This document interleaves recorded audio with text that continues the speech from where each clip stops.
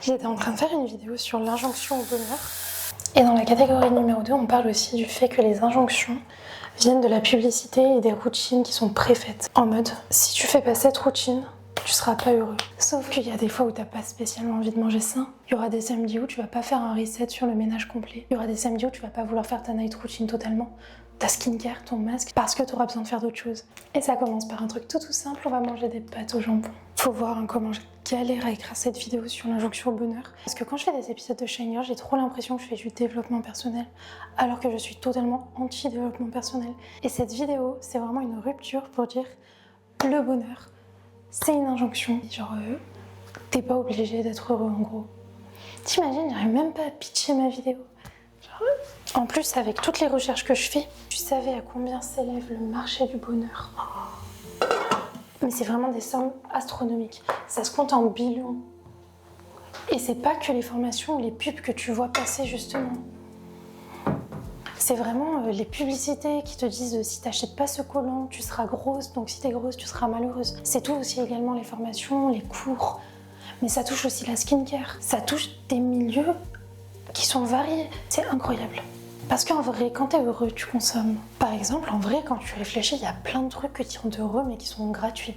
Se masser, ça rend heureux et c'est gratuit. Voir ses proches, ça rend heureux et c'est gratuit. Se faire de nouveaux amis, certes, pour entretenir la relation, ça demande de l'argent. Mais pas spécialement si tu trouves quelqu'un qui est dans le même mindset que toi, vous pouvez faire plein de trucs gratuitement.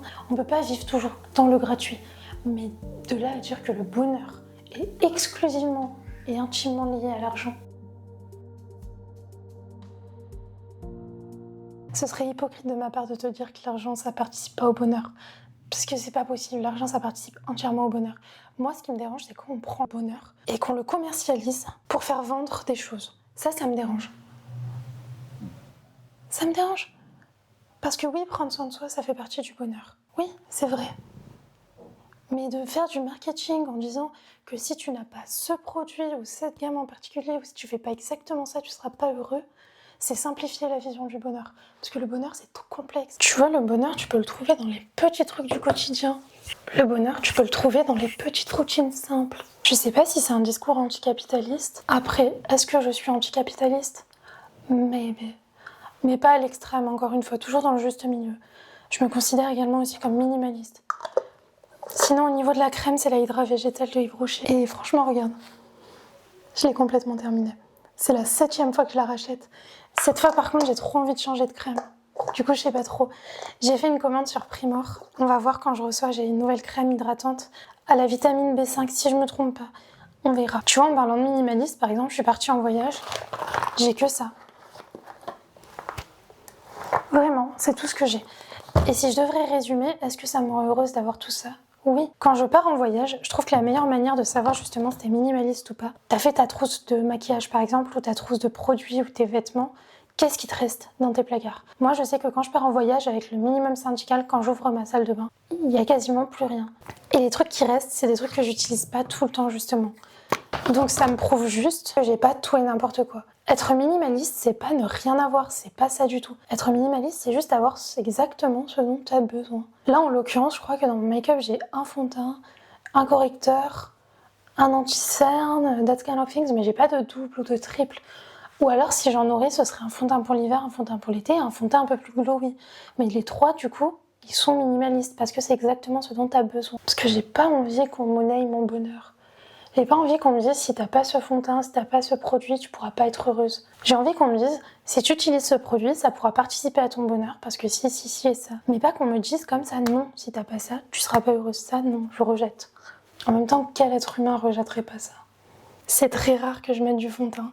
D'habitude, je mets de l'anti-cerne, mais j'ai pas en ce moment, j'ai trop envie. Je suis sur le Bourjois 1, 2, 3 Perfect, mais ça fait genre 1000 ans que je l'ai. Celui-là, et genre vraiment, je l'ai bientôt fini, je crois que je suis genre ici. Sachant que je mets jamais de fond de teint, vraiment.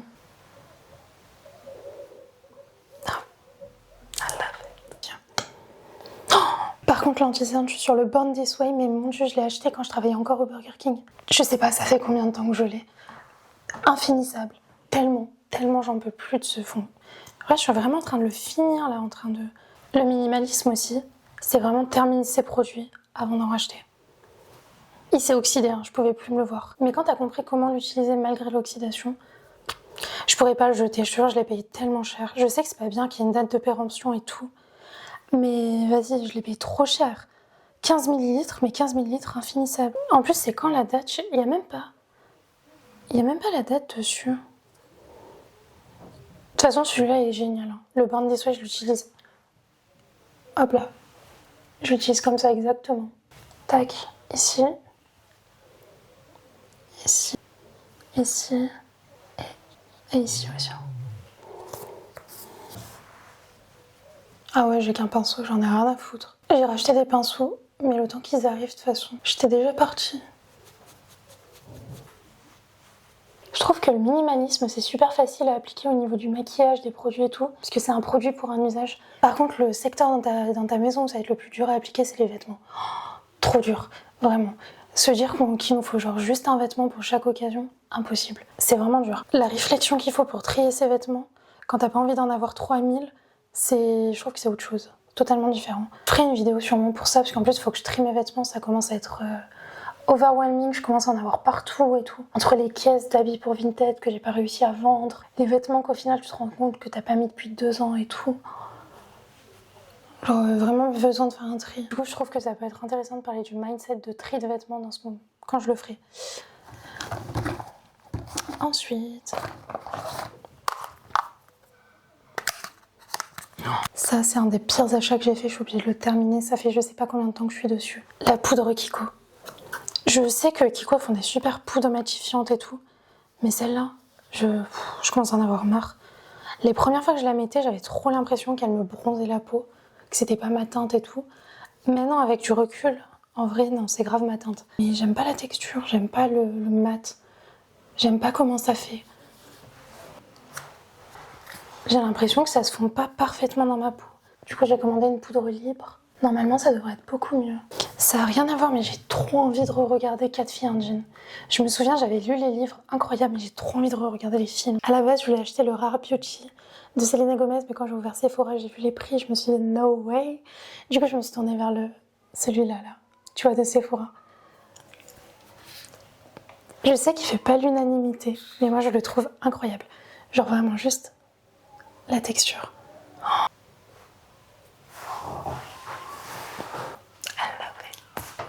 Ah, j'aime trop, je te jure, j'aime trop. J'aime trop, j'aime trop, j'aime trop. Hop. Oh. On est en hiver et je continue de faire des make-up très glowy en mode été et tout. Mais j'aime trop, je vous jure. Quand j'ai découvert ce blush cet été, j'ai forcé. Je te jure, je regarde mes anciennes vidéos TikTok, je me dis j'ai trop forcé sur le blush. Mais je crois qu'on a tous eu une période où on forçait sur le blush. Je voulais le prendre en rose la dernière fois, mais il était en rupture de stock. Après, je suis certaine de toute façon que le orange, c'est ce qui me va le mieux. I love it. Mon plus gros regret dans cette vie, c'est cette teinte de sourcils. Je ne sais absolument pas quelle teinte c'est. Je l'ai bientôt fini. Tout est pencil sourcil, tu vois que ça. Et je crois que je le retrouverai jamais. Je sais que c'est la teinte 913, mais je sais pas de quelle marque.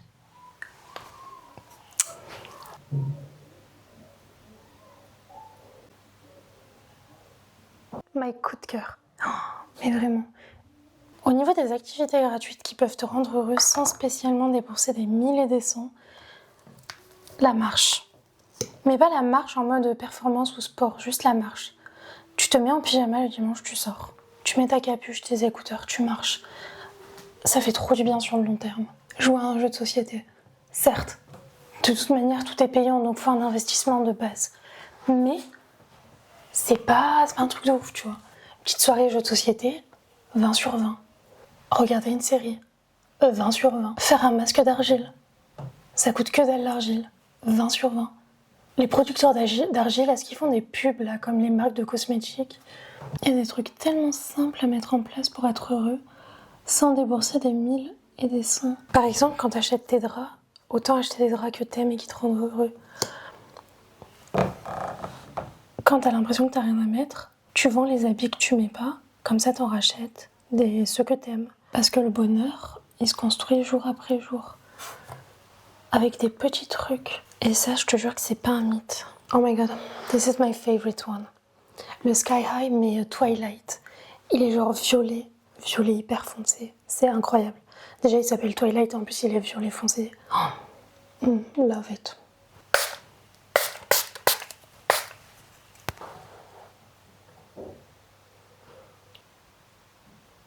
Bilal, ça en est où les pâtes? Ok, je te fais des bisous, on se retrouve la semaine prochaine. Et n'oublie pas, le bonheur, c'est dans les petites choses simples. Les petites choses simples. Pas besoin d'avoir des milliers et des cents. Tant que tes factures sont payées, que t'as mangé, que chez toi c'est bien. Les petits plaisirs. L'appréciation des petits plaisirs au quotidien.